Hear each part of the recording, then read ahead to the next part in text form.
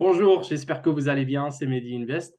Bienvenue dans cette vidéo d'initiation au trading et à l'analyse technique. Aujourd'hui, on va voir si l'analyse technique marche vraiment sur les marchés financiers. On va voir qu'est-ce que c'est les retracements Fibonacci et comment on peut les appliquer sur le marché de la crypto et le Bitcoin. Pour commencer, je vais utiliser le fameux indice Dow Jones, c'est un indice de l'industrie américaine. Pourquoi je vais utiliser cet indice-là? C'est simplement parce qu'il y a énormément de data là-dessus. Comme vous pouvez voir, l'indice date de 1897, ce qui va nous permettre d'avoir assez de data pour analyser le comportement du marché et la psychologie de la foule. On va tracer une séquence Fibonacci sur ce graphe. On va aller du bas vers le haut. C'est la règle en général quand on analyse ce type de tendance. On part du bas vers le haut pour les tendances haussières et on part du haut vers le bas pour les tendances baissières.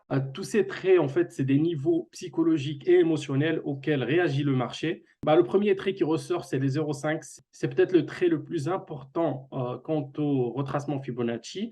Vous pouvez remarquer, en fait, l'indice a fluctué énormément autour du 0,5, à peu près depuis l'année 1959 jusqu'à l'année 1982.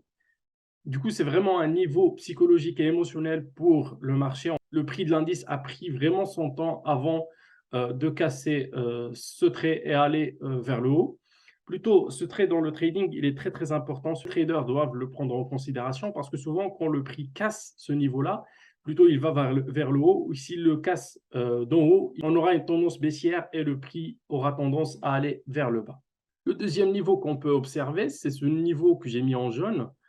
C'est plutôt une poche d'or ou bien la zone d'or, que moi j'aime bien appeler la zone d'or, parce que c'est un niveau psychologique où les gens vont se dire, oh putain, c'est plutôt un bon prix pour acheter quand on est en tendance haussière, quand on est en bull market, et c'est l'inverse quand on est en bear market, c'est plutôt quand le prix va entrer dans cette zone, les gens vont se dire, voilà, j'ai mon gain, et puis je vais prendre mon gain, et c'est un bon prix pour vendre. Alors, pourquoi le prix suit cette séquence de Fibonacci? Tout simplement parce que c'est des mathématiques et comment qu'on est en fait dans l'univers, on a plein de phénomènes qui suivent des modèles mathématiques. Si on va dans une salle, peu importe de classe ou peu importe, et on mesure la taille des individus, cette taille, elle va suivre une loi normale, une loi mathématique. C'est pour ça d'ailleurs qu'on a les tailles standards dans les marques et puis dans les uniformes militaires, etc. C'est parce que tout simplement, cette taille standard va correspondre au maximum de la population, un grand nombre de la population qui peuvent la porter sans problème. On aura à peu près 10% de la population qui va plutôt sortir de cette taille standard.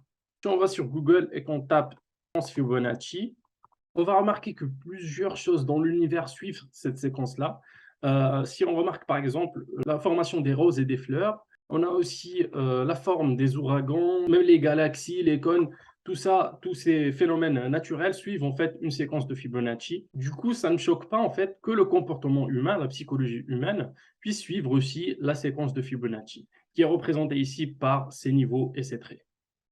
Peut-être que vous allez me dire, tout le monde trace ces traits-là, tout le monde fait à peu près la même analyse. C'est pour ça que le prix fluctue d'une telle manière, de cette manière-là.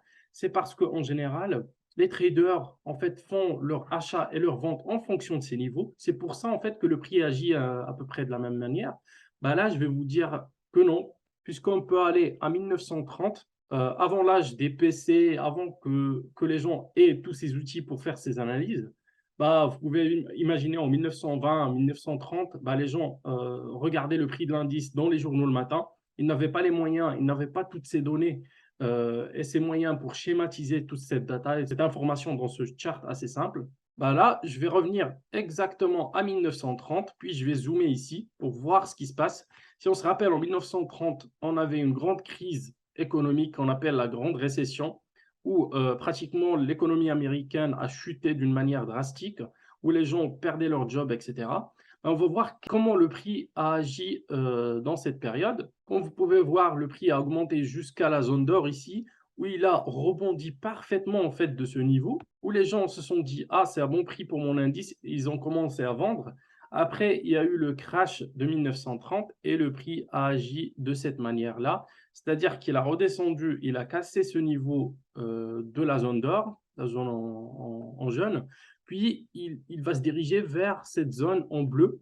Ici, c'est une zone qui est importante, que moi j'aime bien appeler la zone requin ou bien la zone de la mort, vous pouvez l'appeler comme vous voulez, il y en a qui l'appellent la zone des snipers. En fait, si le prix casse cette zone-là et va vers le bas, on peut dire que le marché est mort. C'est-à-dire que si le prix de l'indice avait cassé ce niveau-là, aurait parti vers le bas, bah là, on peut considérer que l'économie américaine est finie, en fait. C'est fini pour l'économie américaine, mais cela n'est pas arrivé, en fait. Le prix a rebondi de ce niveau-là et s'est redirigé vers le haut. Depuis tout à l'heure, on analyse en fait une tendance qui est haussière. Je vais analyser ici cette baisse de 1930, cette tendance baissière. Du coup, je vais tirer mon Fibonacci du point le plus haut au point le plus bas pour bien voir les niveaux.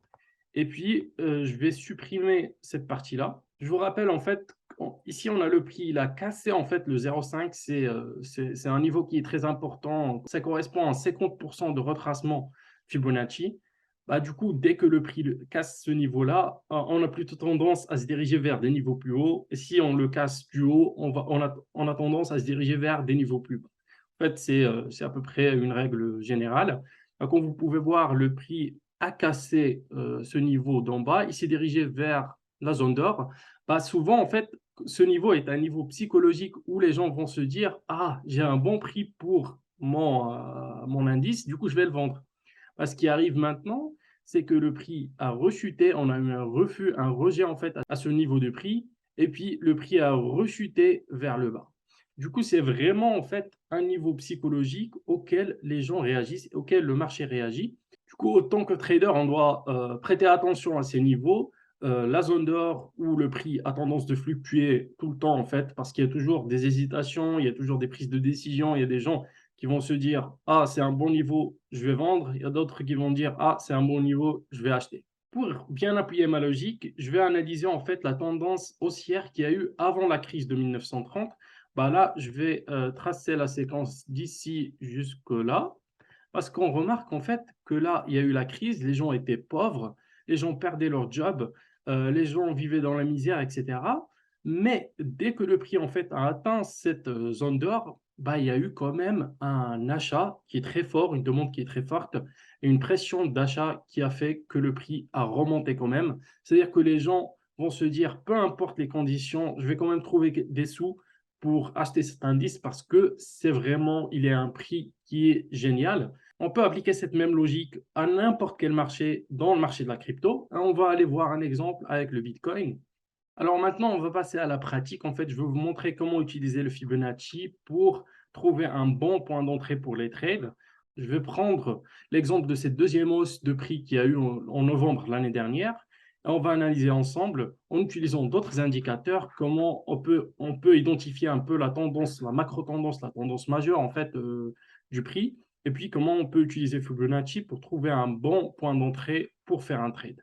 Bah, je vais aller tout d'abord appliquer l'un de mes indicateurs favoris, c'est le 8 et le 21 EMA. Je vais enlever ici le 13, je vais laisser le 8 et le 21. Cet indicateur peut nous aider à identifier les tendances majeures. Bah, si on a un cross sur le 8 EMA coupe le 21 d'en haut, en fait, c'est un signe qui est bearish, c'est un signe de tendance baissière.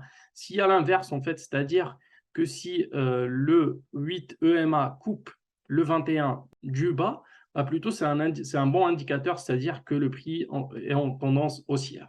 Par l'exemple, ici, on a eu un death cross ici, c'est-à-dire que le 8 EMA a coupé le 21 d'en haut. C'est un signe d'une tendance baissière.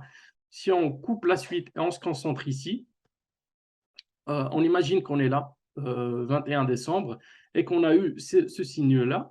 Ce qu'il faut faire, c'est confirmer en fait cette tendance. On va aller voir d'autres indicateurs de la force du marché. On va appliquer le MACD, le Moving Average Convergence Divergence, tout d'abord. On va voir ce qui se passe au niveau de cette tendance-là, parce qu'on remarque, c'est que on a ici une tendance qui est haussière, OK, mais le MACD nous montre une tendance qui est plutôt baissière, c'est-à-dire que ça baisse. C'est-à-dire qu'on a une divergence entre ces deux données, ces deux datas. La force du marché nous montre qu'il n'y a pas assez de force en fait pour que le prix monte, mais le prix monte quand même.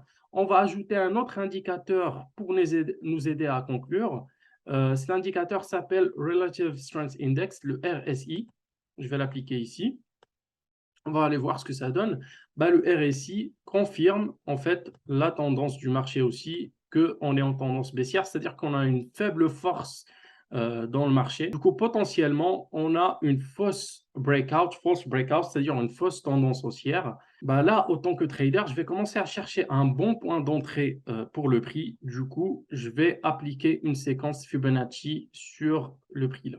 Bah, dès qu'on a nos indicateurs en fait, qui nous montrent qu'il y a une tendance baissière, et c'est confirmé avec ce dead cross en fait, qu'on a ici, bah, je vais commencer en tant que trader, je vais commencer à chercher un bon point d'entrée pour shorter le market.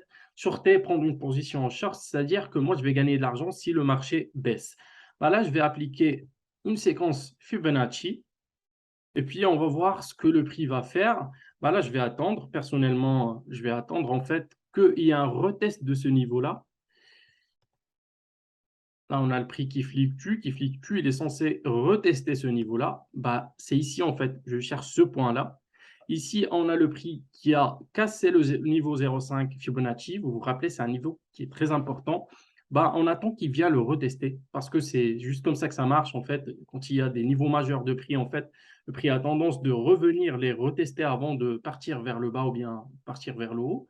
Bah, on a en fait un doji kendo, pour ceux qui connaissent un peu, qui se connaissent un peu dans les bougies japonaises. Bah, ce doji, en fait, cette forme de cette bougie, elle nous montre une certaine incertitude dans le marché, elle nous indique un changement dans la tendance. Bah, c'est là en fait que je vais me positionner pour faire mon trade.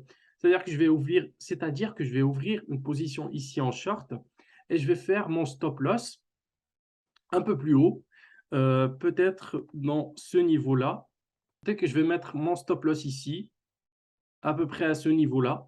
Ou bien on peut aller au niveau plus haut de Fibonacci, mais là on va prendre un peu plus de risque, on va prendre 8% de risque. Alors que si on met notre stop loss ici, bah, on va prendre 3% de risque, c'est-à-dire que je risque 3% de mon capital. Et ça, c'est un paramètre à prendre en compte. C'est très, très important, en fait, de bien manager son risque lorsqu'on fait du trading. Il faut savoir exactement faut savoir exactement combien de capital on risque, c'est quoi notre pourcentage de risque et déterminer c'est quoi notre pourcentage de gain potentiel que je vais venir calculer ici. J'ai ouvert, en fait, une position ici. Du coup, je vais gagner potentiellement jusqu'à 30% si le prix atteint ce niveau-là. Mais s'il casse ce niveau, il va vers le bas, ben, le prix aura tendance à s'arrêter sur ce point de résistance. On va calculer combien je peux gagner dans ce trade. Ah, si le prix s'arrête là, bah, je gagne jusqu'à 40%.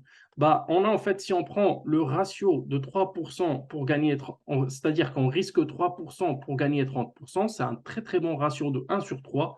C'est un ratio que moi, je peux tolérer et un très bon ratio pour faire mon trade. Alors, il faut savoir en fait que le secret du trading, ce n'est pas le fait de savoir le marché ou bien d'avoir des énormes connaissances dans le marché ou bien des énormes connaissances dans l'analyse technique. Le secret du trading, c'est de bien manager son risque et avoir les probabilités de gain de notre côté, pas contre nous. Parce que si on part par exemple au casino, si on part à la roulette, on joue soit rouge, soit noir, avec une probabilité de 50%, 50%, mais pas vraiment, parce qu'il y a le 0 et le double 0 pour la roulette américaine, qui font que les probabilités sont contre nous quand on joue en répétition, c'est-à-dire plusieurs fois. Et si on prend par exemple une pièce et puis on joue pile ou face, on a 50%, certes, on a une probabilité de 50%, 50%, 50% gain, 50% perte, bien sûr, mais le problème, c'est qu'il faut toujours choisir la même chose, il faut toujours choisir pile ou bien il faut toujours choisir face pour avoir cette probabilité de 50% de gain. Alors qu'ici, en trading, on peut très bien tourner et forcer en fait, le marché à agir à notre faveur en jouant sur les probabilités de gain et les probabilités de perte avec un plan de management de risque qui est solide. Le deuxième aspect pour être un trader profitable, c'est plutôt un aspect psychologique de ne pas céder à la peur. Une fois la peur de perdre l'occasion et aller chercher des pumps, Et le deuxième type de peur, c'est le peur de perdre son capital et ne pas mettre son stop loss et puis accepter la défaite lorsqu'on perd notre trade. Car avec les probabilités qu'on fait, en fait, c'est-à-dire qu'on prend toujours un risque de 3%, 6%, 7% pour gagner potentiellement 30%, 40%, 20%. Bah là, si on perd la moitié de nos trades et qu'on gagne la moitié, c'est pas grave, on est toujours profitable. C'est ça, en fait, le secret du trading. Allez, on va voir ce que ça a donné, en fait, ce trade-là. Bah là, comme vous pouvez voir, la tendance a été confirmée, le prix est allé vers le bas. Alors là, on va voir comment ça a marché pour ce trade. C'est quoi le résultat? En fait, on a ouvert une position ici à la ligne 0,5 lors du retest et on a eu un gain potentiel de 60%. C'est-à-dire qu'on a risqué 3% pour gagner 60%, c'est plutôt pas mal. Mais le plus important en utilisant l'analyse technique, c'est plutôt de protéger notre capital et de pouvoir hedger le risque. C'est-à-dire, si on avait vendu ici dans cette position, on aurait évité 60% de pertes, surtout pour un marché volatile comme celui de la crypto. C'est très important en fait de bien manager son risque. Voilà, on est arrivé à la fin de la vidéo. N'oubliez pas de mettre un like si la vidéo vous a plu et vous abonner à ma chaîne. Je vous retrouve dans une prochaine vidéo. À plus tard.